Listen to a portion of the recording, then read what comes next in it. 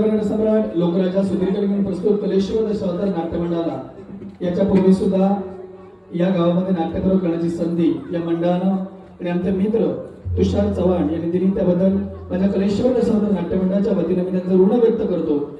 नाट्यरसिको महाराष्ट्र शासनाचा युवा सांस्कृतिक पुरस्कार 2025 हा प्राप्त झाल्याबद्दल माझा जो सन्मान करण्यात आला, भावी वाटचालीसाठी ज्या शुभेच्छा देण्यात आल्या त्याचा मी आदरपूर्वक स्वीकार करतो. आणि नाट्यरसिकोचे प्रेम, प्रोत्साहन, आशीर्वाद लोकराजामध्ये वडील यांना पण रसिक मायबाप प्रेक्षकांनी भरभरून दिला.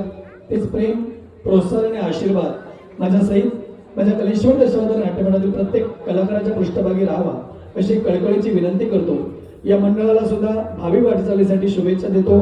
अवघ्या 4 ते 5 दिवसात इथं नाट्यप्रयोग करण्याची संधी उपलब्ध करून दिल्याबद्दल पुन्हा एकदा मी त्यांचं ऋण व्यक्त करतो. अशीच वर्षानुवर्षी संधी तू मला देवीस अशी विनंती करतो.